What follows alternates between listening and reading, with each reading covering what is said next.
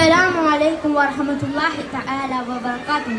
الحمد لله الصلاة والسلام على أشرف رسول الله وعلى آله وصحبه أجمعين.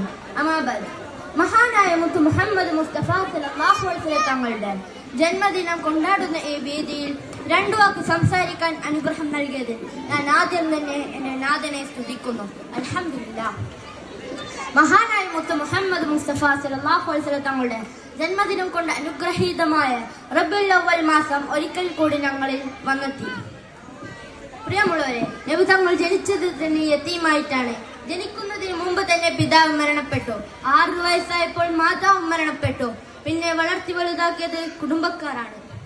പ്രിയമുള്ളവരെ, മുത്ത് മുഹമ്മദ് മുസ്തഫ സല്ലല്ലാഹു അലൈഹി വസല്ലം തങ്ങൾ ജനിക്കുമ്പോൾ ഈ ലോകം ഇരുണ്ട യുഗമായിരുന്നു. അനീതിയും അക്രമവും നിറഞ്ഞ ലോകമായിരുന്നു. നബിയുടെ ജീവിതത്തിനുടനീളം ലോകത്ത് സമാധാനവും ശാന്തിയും നിറച്ചു. അനീതിയും അക്രമവും മാറി നീതിയും സമാധാനവുമായി. അതുപോലെ നമ്മുടെ ജീവിതവും സത്യത്തിന് സ്നേഹത്തിന് ജീവിതമായി മാറണം. അല്ലാഹു തൗഫീഖ് നൽകട്ടെ. ആമീൻ. സർവൈസങ്ങളും ആശയാദർശങ്ങളും അസൃഷ്ടിത മനോഭാവത്തോടെ സമൂഹം മാറ്റി നിർത്തുകയും അവയുടെ ചിതലഴിച്ച പുരാണങ്ങൾ അവലോക കർമ്മത്തിന്റെ വെല്ലുവിളികളെ അതിജീവിക്കാൻ ആവാത്ത വിധം അതിദയനീയമായ കാലത്തിന്റെ കരാളതയിലേക്ക് ദീർഘയാത്രയാവുന്ന ഒരു അഭിനവ കാലഘട്ടത്തിലായിരുന്നു. 1400 സംവത്സരങ്ങൾക്കപ്പുറം മദീനയിലെ മണൽ പരിപ്പിലെ പഞ്ചാര മണലിനെ പ്രകമ്പനം കൊള്ളിച്ചുകൊണ്ട് പരിവർത്തനത്തിന്റെ പടക്കോത്തിരി മുറുക്കി പുണ്യ ഹബീബ് സല്ലല്ലാഹു അലൈഹി വസല്ലം കൊണ്ടുവന്ന ആശയ സംഹിതങ്ങൾക്ക് പ്രശസ്തിയേറിയത്. സഹോദരങ്ങളെ, കള്ളും പെണ്ണും ജീവിതമുദ്രയാക്കി തറവാടത്തിന്റെ പേരിൽ മേന്മ നടിച്ച് ഒട്ടകം പേനിച്ചാട്ടിയതിന്റെ പേരിൽ ശാസ്ത്രാംഗങ്ങളോളം പരസ്പരം യുദ്ധം ചെയ്ത് അസഹിഷ്ണുതയുടെ വിഷവിത്തുകൾ പാകിയ സമൂഹത്തിലേക്കായിരുന്നു നമ്മുടെ നബി സല്ലല്ലാഹു അലൈഹി വസല്ലം തങ്ങൾ സഹിഷ്ണുതയുടെ മന്ത്രധനികളുമായി ആഗമനം.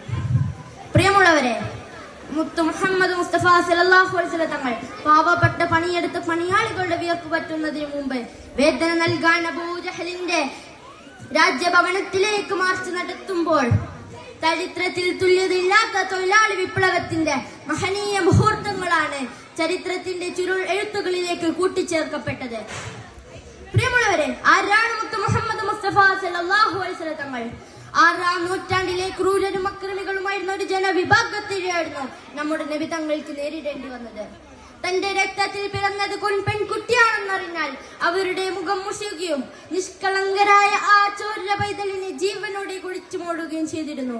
ഇതിൽ തന്നെ അവരുടെ ക്രൂരത എത്രമാത്രം ഉണ്ടായിരുന്നെന്ന് നമുക്ക് ഗ്രഹിക്കുവാൻ കഴിയുന്നതാണ്. അക്രമവും കൊലയും കൊള്ളയും നിത്യസംഭവമായിരുന്നു. മനുഷ്യത്വത്തിന്റെ ബാലപാഠം പോലും വായിക്കാത്ത സംസ്കാരശൂന്യരായ ആ ജനവിഭാഗത്തിലേക്കായിരുന്നു സത്യത്തിന്റെ സന്ദേശവുമായി നമ്മുടെ നബി തങ്ങൾ കടന്നു വന്നത്. അവർ നബിയെ ആക്രമിക്കുകയും മർദ്ദിക്കുകയും വിമർശിക്കുകയും ചെയ്തെങ്കിലും ചിതറാത്ത ചിന്തയോടുന്ന് അവിടുന്ന് പ്രബോധനം തുടർന്നു.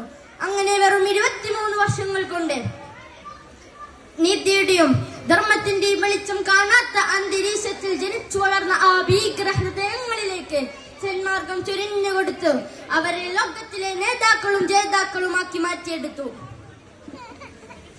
ഭൂമിയിലുള്ളവരോട് മുഴുവൻ നിങ്ങൾ കരുണ കാണിക്കുക എന്നാണ് നബി തങ്ങൾ നമ്മെ പഠിപ്പിച്ചത്. എങ്കിലേ ആകാശത്തുള്ളവൻ നമ്മളോട് കരുണയും സ്നേഹവും പുലർത്തു എന്ന് നബി സല്ലല്ലാഹു അലൈഹി വസല്ലം തങ്ങൾ പറഞ്ഞു തന്നു. കുഞ്ഞുങ്ങളെ മുത്തം വെച്ച് മുത്ത് മുഹമ്മദ് മുസ്തഫ സല്ലല്ലാഹു അലൈഹി വസല്ലം തങ്ങൾ സ്നേഹത്തിന്റെ ബാലപാഠം നമുക്ക് പഠിപ്പിച്ചു തന്നു. പെൺകുട്ടികളോട് നീതി പുലർത്താൻ കൽപ്പിച്ചു. മുതിർന്നവരെ ആദരിച്ച് സ്വർഗം നേടാൻ ആജ്ഞാപിച്ചു. വഴിയാത്രക്കാരെ, ദുർബലന്മാരെ, അനാഥരെ ചേർത്ത് നിർത്തി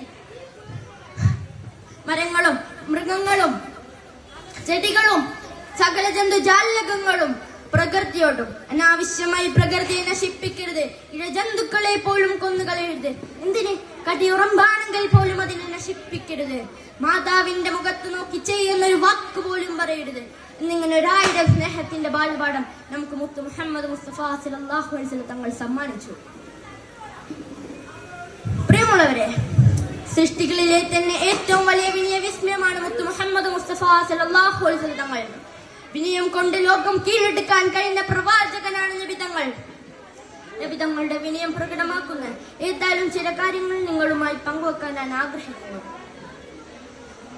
ഒരിക്കൽ നബി സല്ലല്ലാഹു അലൈഹി വസല്ലം തങ്ങളുടെ കാല് നീരുകെട്ടി വീർക്കുവോളം രാത്രി നിസ്കാരം നിർവഹിക്കുന്നത് കണ്ട് ഒരിക്കൽ ആയിഷ ബീവി റളിയല്ലാഹു അൻഹ ചോദിച്ചു, ചോദിച്ചു, നബിയെ, മുൻ കഴിഞ്ഞതും അനി വരാനിരിക്കുന്ന പാപങ്ങളെല്ലാം അങ്ങേക്ക് പുറത്തു തന്നിട്ടും അങ്ങ് എന്തിനാണ് ഇങ്ങനെ പ്രയാസപ്പെടുന്നത്?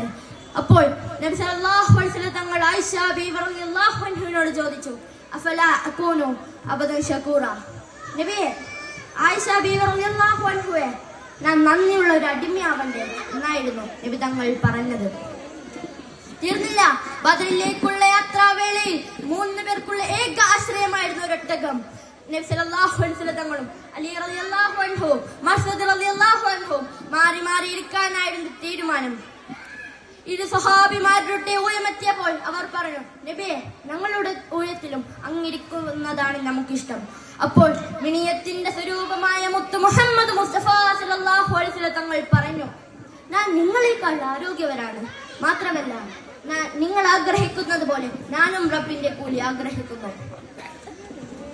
ഇത്രമേൽ വിനയം കൊണ്ട് ജീവിതം ധന്യമാക്കിയ ലോക നേതാവ് ഈ ലോക ചരിത്രത്തിൽ ഉണ്ടായിട്ടുണ്ടോ?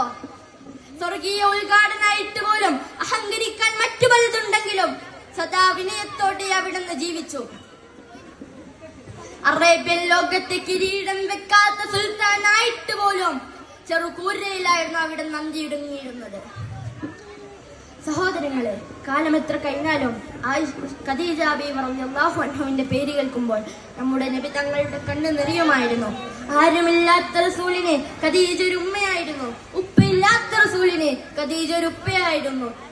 സഹോദരങ്ങളില്ലായിരുന്നു, പ്രണയിനിയില്ലായിരുന്നു. നബി സല്ലല്ലാഹു അലൈഹി വസല്ലം തങ്ങളുടെ ജീവിതത്തിൽ കടന്നു വന്ന എല്ലാ സ്നേഹത്തിന്റെ അംശങ്ങളുമാണ് ഖദീജ ബീവി റളിയല്ലാഹു അൻഹ. പ്രിയമുള്ളവരെ, സഹോദരി ഇല്ലാത്ത റസൂലിനെ ഖദീജ ഒരു സഹോദരിയായിരുന്നു. പ്രണയിനില്ലാത്ത റസൂലിനെ ഖദീജ പ്രണയം എന്താണെന്ന് പറഞ്ഞു കൊടുത്തു. ഖദീജ ബീവി റളിയല്ലാഹു അൻഹ നബി സല്ലല്ലാഹു അലൈഹി വസല്ലം തങ്ങൾക്ക് ഒരു ഉമ്മയുടെ സ്വാതന്ത്ര്യം നൽകി. മക്കളെ നൽകിയ ഒരേ ഒരു ഭാര്യയാണ് ഖദീജ ബീവി റളിയല്ലാഹു അൻഹ. നീ ആളുകളെ സന്തോഷിപ്പിക്കുക, നല്ലത് പറയുക, അല്ലെങ്കിൽ മൗനം അവലംബിക്കൂ. ആരെങ്കിലും കാണുമ്പോൾ പുഞ്ചിരി തൂക്കൂ. ആരോടെങ്കിലും സ്നേഹമുണ്ടെങ്കിൽ സ്നേഹമുണ്ടെന്ന് പറയൂ എന്നൊരു ലോക നേതാവെ നമുക്ക് പഠിപ്പിച്ചു തന്നുള്ളൂ. അതാണ് മുത്ത് മുഹമ്മദ് മുസ്തഫ സല്ലല്ലാഹു അലൈഹി വസല്ലം തങ്ങൾ. പ്രിയമുള്ളവരെ, ഹിജ്റ 5-ാം വർഷം മക്കയിൽ മഴ നിലച്ചു. ശക്തമായ ക്ഷാമം ബാധിച്ചപ്പോൾ മക്കയിൽ നബിയെ വധിക്കാനും നാട്ടുകടത്താനും ശ്രമിച്ചവർ ആകെ പട്ടിണിയിലായി. മദീനയിൽ നിന്ന് ഈ വിവരമറിഞ്ഞ മുത്ത് മുഹമ്മദ് മുസ്തഫ സല്ലല്ലാഹു അലൈഹി വസല്ലം തങ്ങൾ പരമാവധി ഭക്ഷ്യധാന്യങ്ങൾ ശേഖരിക്കുകയും ഈ ഭക്ഷ്യധാന്യങ്ങളുമായി മക്കയിലേക്ക് പോവുകയും ചെയ്തു. മക്കയിൽ ചെന്ന് പട്ടിണി കിടക്കുന്നവർക്ക് വിതരണം ചെയ്യാനായിരുന്നു അത്. മദീനയിൽ നിന്ന് അംർ ഇബ്നു ഉമയ്യ റളിയല്ലാഹു അൻഹു ഈ ഭക്ഷ്യധാന്യങ്ങളുമായി മക്കയിൽ ചെല്ലുകയും അബൂ സുഫിയാന്റെ കൈകളിലേക്ക് ഏൽപ്പിക്കുകയും ചെയ്തിരുന്നു. ശത്രുപക്ഷത്ത് നിൽക്കുന്നവരാണെങ്കിൽ പോലും ഒരു പ്രതിസന്ധി ഘട്ടത്തിൽ മുത്ത് മുഹമ്മദ് മുസ്തഫ സല്ലല്ലാഹു അലൈഹി വസല്ലം തങ്ങൾ അവരെ സഹായിച്ചു. അവരെ പോലും ഒരു പ്രതിസന്ധി ഘട്ടത്തിൽ സഹായിച്ച നബി തങ്ങൾ നമ്മുടെ ജീവിതത്തിന് മാതൃകയാണ്. പ്രിയമുള്ളവരെ, നബി തങ്ങളുടെ അവസാന വാക്കുകൾ ഇങ്ങനെയായിരുന്നു. നബി സല്ലല്ലാഹു അലൈഹി വസല്ലം തങ്ങളുടെ അവസാന വാക്കുകൾ ഇങ്ങനെയായിരുന്നു: ഓ ജനങ്ങളെ, അല്ലാഹുവാണ് സത്യം, അല്ലാഹുവാണ് സത്യം. ഞാൻ നിങ്ങളെ നമസ്കാരത്തെ കുറിച്ച് ഓർമ്മിപ്പിക്കുന്നു. ഓ മുഹമ്മദ് നബിയുടെ സമൂഹമേ, നിങ്ങൾ നമസ്കാരത്തെ ഉപേക്ഷിക്കരുതേ. ഇത് നിങ്ങളുടെ നബി സല്ലല്ലാഹു അലൈഹി വസല്ലം തങ്ങളുടെ കൽപ്പനയാണ്. അങ്ങയുടെ വഫാത്തിന്റെ സമയത്ത് വരെ നബി സല്ലല്ലാഹു അലൈഹി വസല്ലം തങ്ങൾ നമ്മൾക്ക് വേണ്ടിയായിരുന്നു പ്രാർത്ഥിച്ചിരുന്നത്. നബി സല്ലല്ലാഹു അലൈഹി വസല്ലം തങ്ങൾ നമുക്ക് വേണ്ടി ദുആ ചെയ്തത് എന്താണെന്ന് അറിയണ്ടേ?